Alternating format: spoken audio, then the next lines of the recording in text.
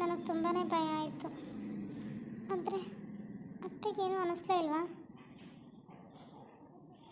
ಅತ್ತೆ ಹತ್ರ ನಾನೇನಾದರೂ ಜಾಸ್ತಿ ಮಾತಾಡಿದ್ರೆ ನನ್ನೇ ತಪ್ಪಾಗಿ ತಿಳ್ಕೊಂಡ್ಬಿಟ್ರೆ ಕಷ್ಟ ಅಲ್ಲ. ಇಷ್ಟು ದಿನ ಈ ಮನೇಲಿದ್ದಾರೆ ಅವರು, ಅವ್ರಿಗೆ ಏನು ಅನಿಸಿಲ್ಲ, ನನಗೆ ಯಾಕೆ ಹಂಗೆ ಅನ್ನಿಸ್ತಿದೆ? ಏನಾದರೂ ನನ್ನ ಭ್ರಮೆ ಇರ್ಬೋದಾ? ನನಗೆ ಇದುವರೆಗೂ ಯಾವತ್ತೂ ಭ್ರಮೆ ಆಯಿತು ಈ ಥರ ನನಗೆ ಯಾವತ್ತೂ ಅನುಭವ ಆಗಲೇ ಇಲ್ಲ.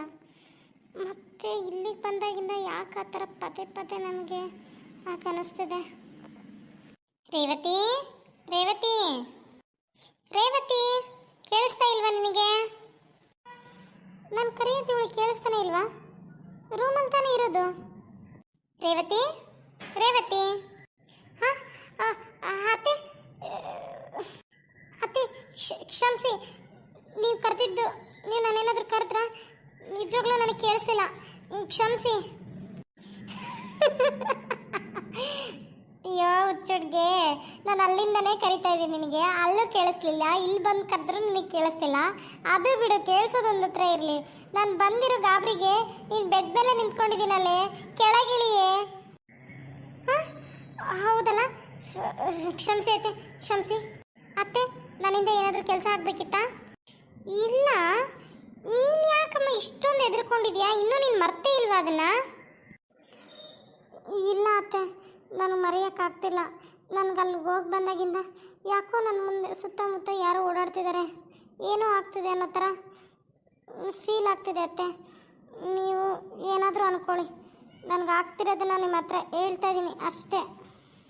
ಹುಚ್ಚುಡ್ಗಿ ಅಂಥದ್ದು ಏನೂ ಇಲ್ಲ, ಹೆದರ್ಕೋಬೇಡ. ಇಲ್ಲ ಅತ್ತೆ, ನನಗೆ ಯಾಕೋ ಆ ಥರ ಅನ್ನಿಸ್ತಾ ಇದೆ.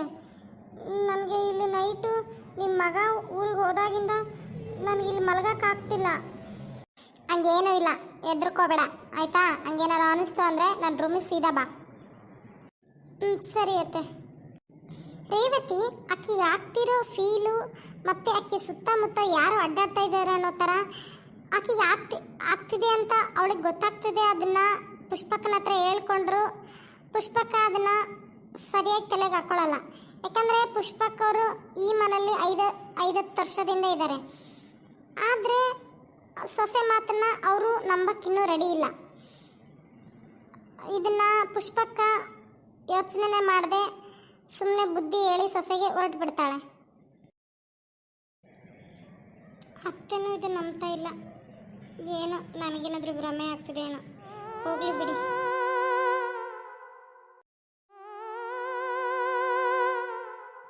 ಪುಷ್ಪಕ್ಕನ ಸೊಸೆ ಸ್ನಾನ ಮಾಡ್ಬಿಟ್ಟು ಬಂದು ದೇವ್ರ ಪೂಜೆ ಮಾಡ್ತಿರ್ತಾಳೆ.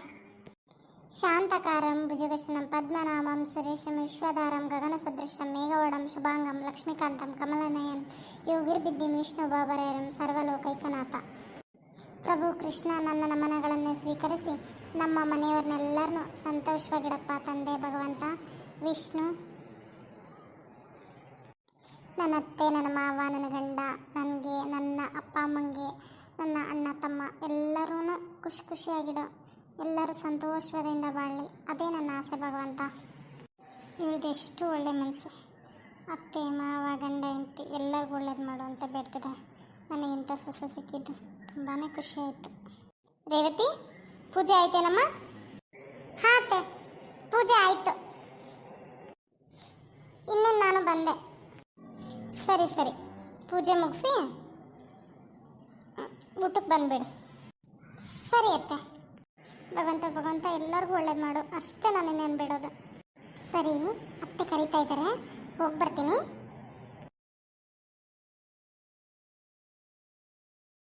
ರೇವತಿ, ರೇವತಿ. ಹಾಂ ಅತ್ತೆ, ಊಟ ಆಯ್ತಾ ನಿಂದು? ಹಾಂ ಅತ್ತೆ, ಊಟ ಆಯಿತು ನಂದು.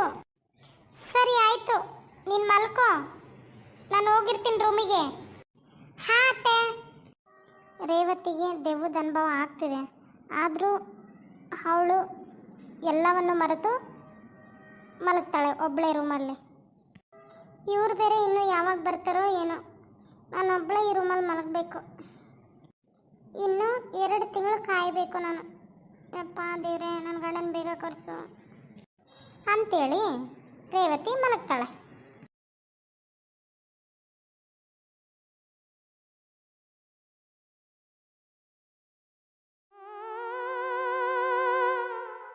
ಇವಳು ನನ್ನವಳು, ನನಗೆ ಸೇರಬೇಕಾದವಳು. ಆದರೆ ನನ್ನ ಜಪ ಬಿಟ್ಟು ಅವಳು ಗಂಡನ ಜಪ ಮಾಡ್ತಾಳ. ಅದೇಗೆ ಅವಳು ಗಂಡನ ಮಾತ್ರ ಇಲ್ಲಿಗೆ ನಾನು ಬರ್ಕೊಡಲ್ಲ. ಇವಳ ಜೊತೆ ನಾನು ಸಂಸಾರ ಮಾಡಬೇಕು. ಇವಳು ಹುಟ್ಟೋ ಮಗು ನಂದೇ ಆಗಿರಬೇಕು, ಇವನ ಗಂಡನದ್ದಲ್ಲ. ಅದು ಹೇಗೆ ಇವಳು ಗಂಡ ಇವಳ ಜೊತೆ ಜೀವನ ಮಾಡ್ತಾನೋ ನೋಡ್ತೀನಿ.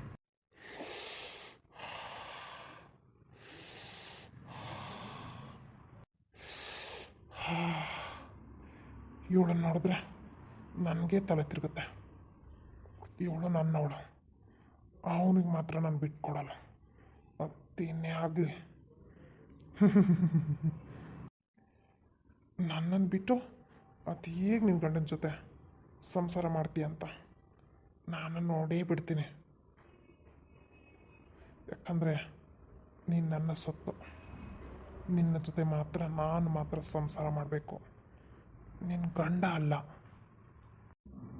ಇವತ್ತು ನಾನು ನಿನ್ನ ಜೊತೆ ಮಲಗಿನೇ ಹೋಗೋದು, ಅದೇನೇ ಆಗಲಿ. ದೆವ್ವ ರೇವತಿ ಜೊತೆ ಮಲಗಿದ್ರು ಅವಳಿಗದು ಫೀಲ್ ಆಗ್ತಿರುತ್ತೆ. ಬಟ್ ಅವಳು ತಲೆನೇ ಕೆಡಿಸ್ಕೊಳ್ಳಲ್ಲ, ಅವಳಿಗೆ ಗೊತ್ತೇ ಆಗಲ್ಲ ಕೂಡ ಅದು. ನನಗೆ ಈ ಥರ ಫೀಲ್ ಆಗ್ತಿದೆ.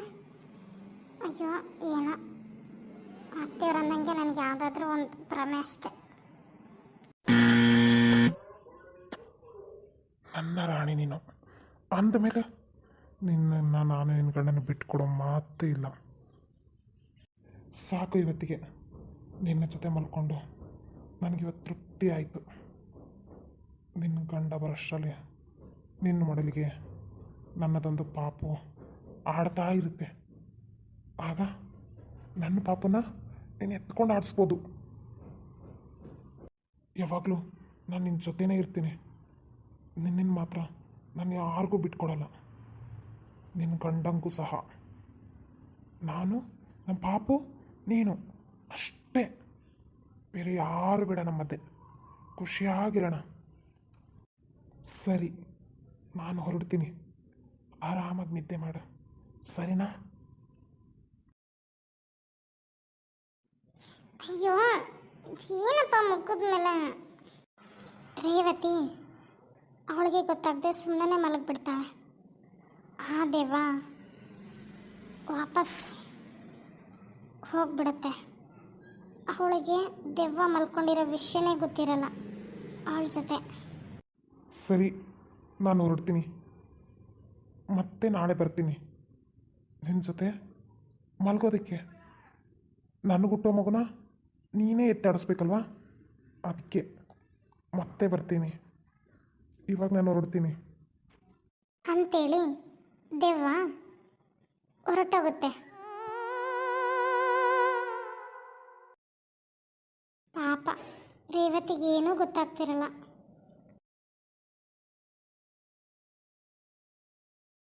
ರೇವತಿ, ರೇವತಿ, ಬೆಳಕರಿತಿದ್ದಳಮ್ಮ, ಇನ್ನೂ ಎಷ್ಟೊತ್ತು ಮಲ್ಕೋತೀಯ? ಎದ್ದು ಬಾ ಹೊರಗೆ. ಅತ್ತೆ ಅಷ್ಟು ಕರೆದ್ರು ಅವಳಿಗೆ ಎಚ್ಚರನೇ ಆಗ್ತಿರಲ್ಲ, ಹಾಗೆ ಮಲಗಿಬಿಟ್ಟಿರ್ತಾಳೆ. ರೇವತಿ, ರೇವತಿ, ಎದ್ದಳಮ್ಮ, ಎಷ್ಟೊತ್ತಾಯ್ತು ಮಲಗಿ? ನೋಡಲ್ಲಿ ನೆತ್ತಿ ಮೇಲೆ ಸೂರ್ಯ ಬಂದಿದ್ದಾನೆ, ಆದರೂ ನೀನು ಎದ್ದಳ್ತಾ ಇಲ್ವಲ್ಲ, ಯಾಕೆ? ರೇವತಿ, ರೇವತಿ. ಹಾತ ಹೇಳಿ, ಯಾಕೆ? ಏನಾಯ್ತು ನಿನಗೆ? ಯಾಕೆ ಮೆಲ್ಲಕ್ಕೆ ಮಾತಾಡ್ತಿದೀಯಾ? ಅತ್ತೆ, ನನಗೆ ತಲೆ ತುಂಬ ನೋವ್ತಾ ಇದೆ, ಮೈಕ ಎಲ್ಲ ನೋವ್ತಾ ಇದ್ದಾವೆ. ಯಾಕೆ ಅಂತ ಗೊತ್ತಾಗ್ತಿಲ್ಲ ಅತ್ತೆ. ನನಗೆ ಯಾಕೋ ಸುಸ್ತು ಅನ್ನಿಸ್ತಿದೆ, ಗೊತ್ತಾಗ್ತಿಲ್ಲ ಅತ್ತೆ ನನಗೆ ಏನಾಗ್ತಿದೆ ಅಂತೇಳಿ. ಸರಿ ಆಯ್ತಮ್ಮ, ನಾನು ಹೋಗಿರ್ತೀನಿ, ಆಮೇಲೆ ಹಾಸ್ಪಿಟ್ಲಿಗೆ ಹೋಗಿ ಬರೋಣ ಏನಂತೇಳಿ, ಸರಿನಾ? ಬೇಗ ಎದ್ದು ರೆಡಿಯಾಗು. ಸರಿ ಅತ್ತೆ. ಪಾಪ ರೇವತಿಗೇನೂ ಗೊತ್ತಿರಲ್ಲ, ಆದರೆ ಡಾಕ್ಟ್ರ್ ಹತ್ರ ಹೋದರೆ ಏನು ಹೇಳ್ತಾರೋ ಏನೋ. ಅತ್ತೆ ಅಷ್ಟು ಹೇಳ್ಬಿಟ್ಟು ಹೊರಟೋಗ್ತಾಳೆ. ಯಾಕಪ್ಪ ಇಷ್ಟೊಂದು ತಲೆ ಚಿಟ್ಟಿಡ್ದಂಗೆ ಅನ್ನಿಸ್ತದೆ, ಮೈಕೈ ಎಲ್ಲ ಭಾರ ಆಗ್ತದೆ, ಯಾಕೆ ಈ ಥರ ಆಗ್ತದೆ? ಏನೋ ತೋರಿಸ್ಕೊಂಬರೋಣ. ಯಾಕೋ ವಾಂತಿ ಕೂಡ ಬಂದಂಗೆ ಆಗ್ತದೆ, ಯಾಕೆ ಅಂತ ಗೊತ್ತಾಗ್ತಿಲ್ಲಲ್ಲ. ಇರಲಿ, ಹಾಸ್ಪಿಟ್ಲಿಗೆ ಅತ್ತೆಯವ್ರು ಕರ್ಕೊಂಡು ಹೋಗ್ತಾರಲ್ಲ, ಗೊತ್ತಾಗುತ್ತಲ್ಲ ಅಂತ ಹೇಳಿ ಅಲ್ಲಿಂದ ರೇವತಿ ಎದ್ದೋಗ್ತಾಳೆ.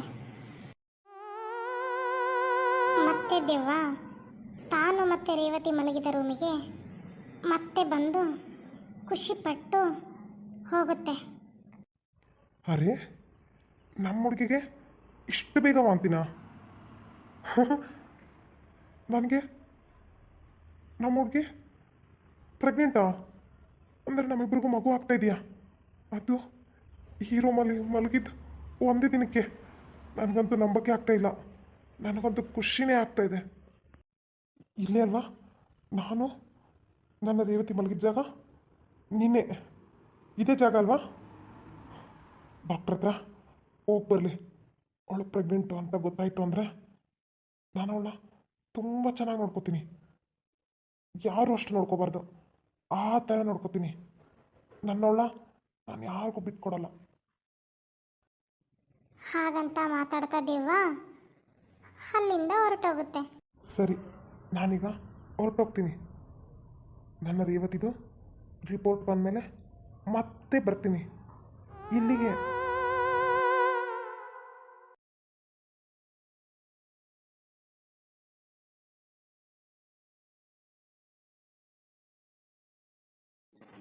ಈ ಪುಷ್ಪಕ್ಕನ ವಿಡಿಯೋ ಇಷ್ಟ ಆದರೆ ಬೇಗ ಬೇಗ ಸಬ್ಸ್ಕ್ರೈಬ್ ಮಾಡಿ, ಲೈಕ್ ಮಾಡಿ, ಶೇರ್ ಮಾಡಿ, ಕಮೆಂಟ್ ಮಾಡಿ.